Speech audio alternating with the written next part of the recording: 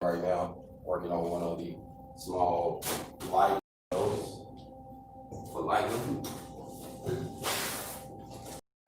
doing everything wrong. And to me, I think, when you really started, when you have to do everything yourself, and you putting all your efforts and all your work ethics into it, it makes it meaningful in the long run. And regardless of what happens at the end, you knew what it took to get there. So don't despise having to do things alone.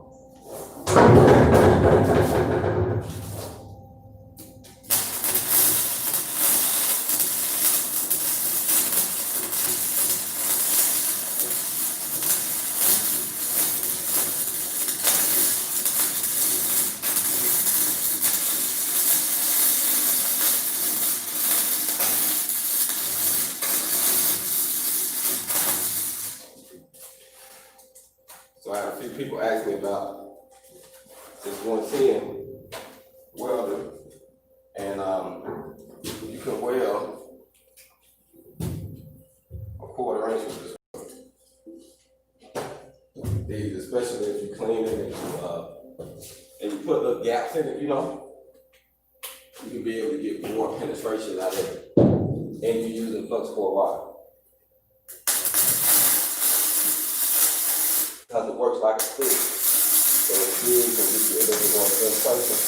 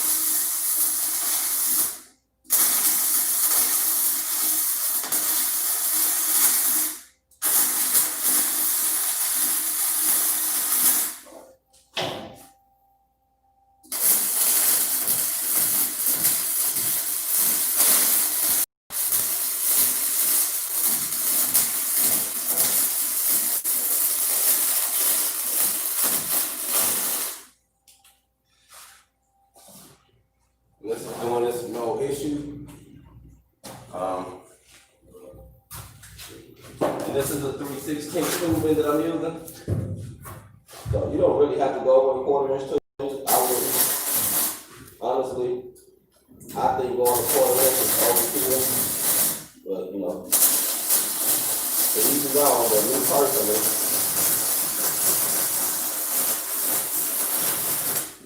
me personally, 3/16 material on shipping containers is plenty thickness. The wall gauges of the containers are Latin gauge. And the outside structure ends, now they heavy duty to pull from. Like the top corners, the bottom corners, they make them a little heavy duty, so that way they can pull them or whatever. But the structure of it is a Latin gauge, 1/8 inch. Pretty much. So 3/16 will be excellent. What I do, I lined it out with my window. That's another thing too. Make sure you get your opening, double check it, triple check it if you got to. But there is nothing worse than having to redo some metal.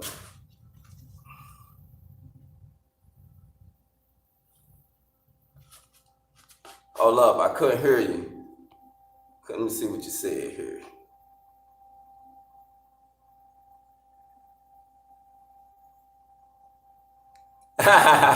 Yeah, I get it. It's different for everybody. Everybody got their own thing, but I appreciate you for checking in with me today. Like, and share.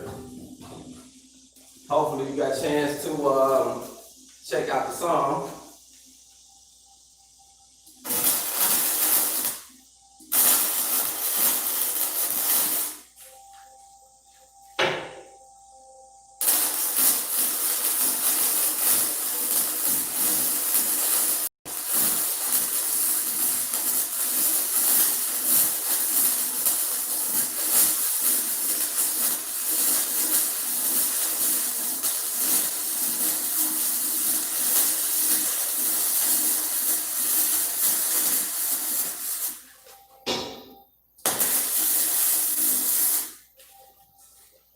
about wire welding, it's more economical.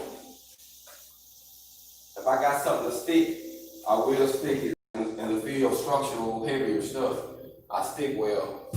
And stuff like this, I just MIG weld because it's more economical. See what you're saying real quick. I can't really see back there, but I did see something popping up. I'll take the gloves off.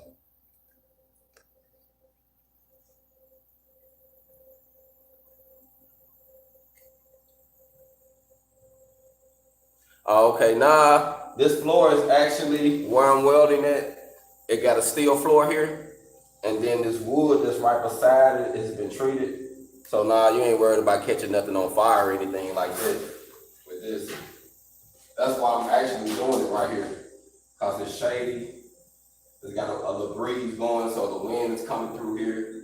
I got the door up there open, so I got a nice little breeze flowing right now. So I'm just trying to take advantage of the area. But now this piece right here, this front section of this container is actually metal right here. This, I don't know why they did it like that. Maybe makes it a little bit more structural sound in front, but all of them are different.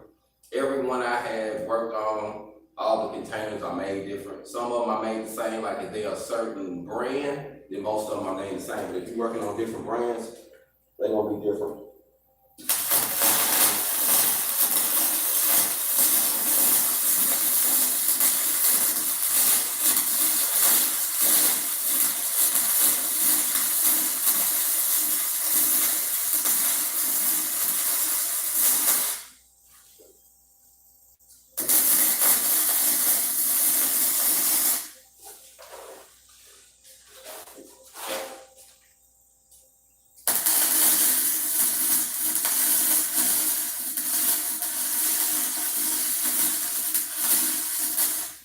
So to my people that think they got to have the little quick that you don't need nothing new.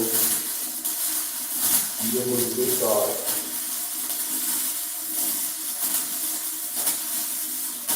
It's one good thing, like I said, when you do it, you got to do it out. If you think you got to pay a person,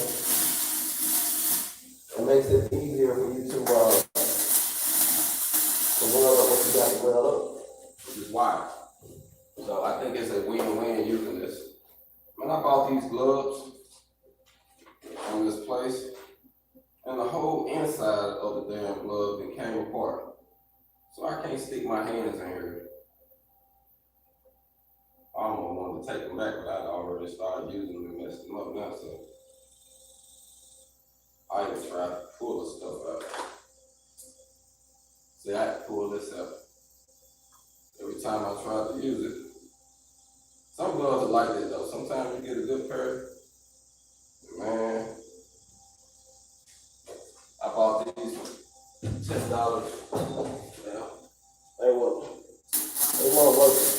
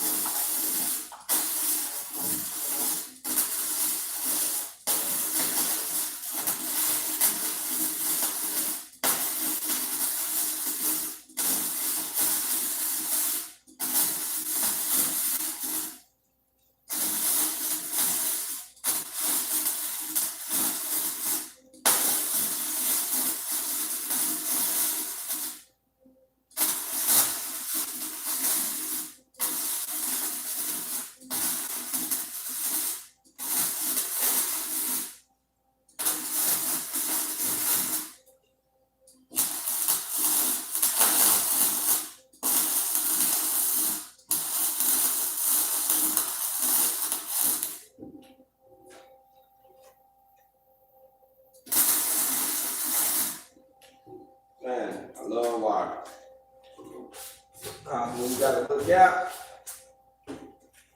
Just buzz that wire right in there, and you're good to go. Cut this off in a second.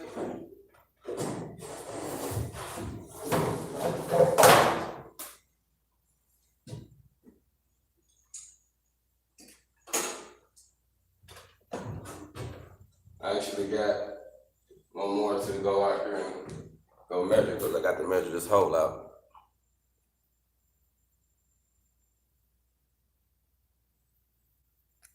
Yeah, it's about time for some gloves.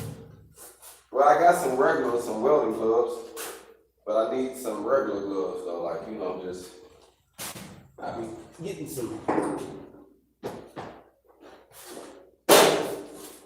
I've been having some, but needless to say, they ain't the best, or in the best condition.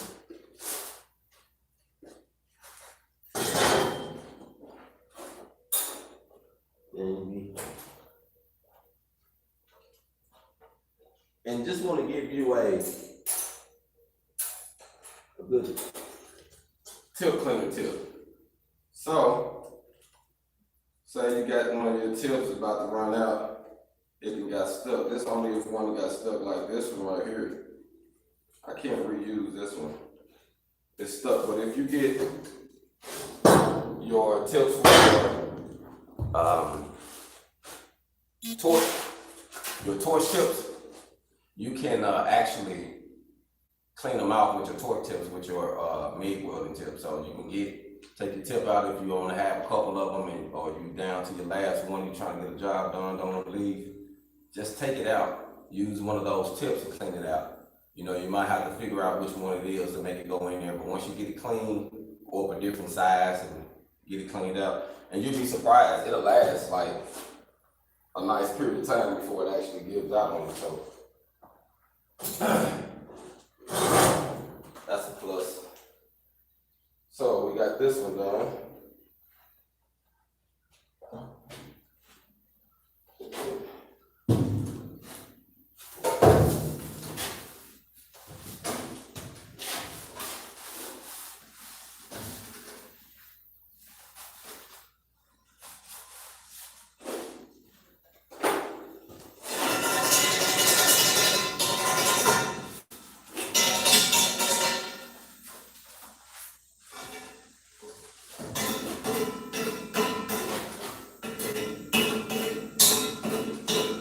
This tubing I got was painted, galvanized. I mean, not galvanized, but primer.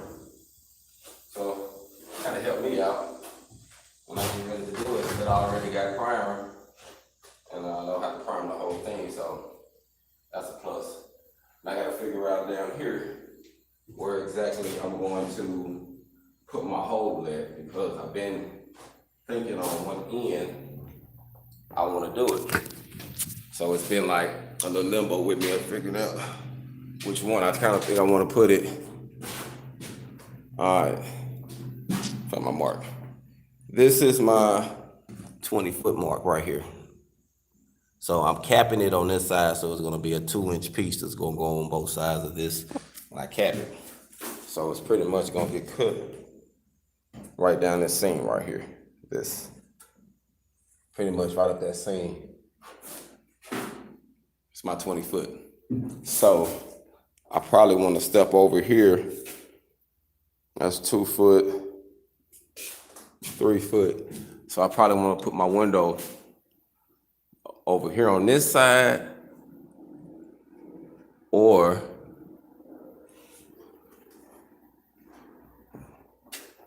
we can put it over here on this side. Now, the only reason I'm thinking, if it's over here on this side, this area where these big doors is, I planned on using this for the for my welding sessions. So when I'm doing independent welding classes, you know, this section, this 5-foot section is going to be a booth here, a booth here. So I might have the light there. That way the natural light will shine inside the welding shop. And I might not have, well, I'm still gonna have a light up here. So I'm debating, actually. So as you see, I'm still going over some things, figuring out exactly what I want to do or how I want to do it. I haven't debated yet, but I'm about to figure that out now. So, like I say, it's steps. You know, don't be in no rush. You got to take your time doing what I can do by myself. So I can only get so much done in a day's time and still try to enjoy a decent day, you know. So, yeah, that's the plan right now is to figure out where I'm gonna put this door at. I mean, this window, and go on and cut it out. So my goal is to figure out where I'm gonna put it at, which I'll probably go out here. I got a picture of one, and it's on the end. So the one that I want to do is on the end. And I kind of want to make it identical to that one. I'll come out here and look at it though. So my 20, this is my 20 crease. Just follow that crease. So if it's gonna, then I can come back. I want to put the door here in between these, because in the middle of this is my half spot, actually right here. That's 10 foot. So from there to that line, 10 foot, 10 foot. So I'm thinking about putting my double doors. I might put my double doors over to the side of the, that's what I'm still debating on. Where am I going to put these doors? Am I going to put them in the center, or am I going to step them off to this side? So I'm gonna look at this plan that I got. Right now I'm thinking of coming over 2 bars or 2 ribs, and then starting coming this way with my light. So that's something I'm thinking about right now. It ain't written in stone yet.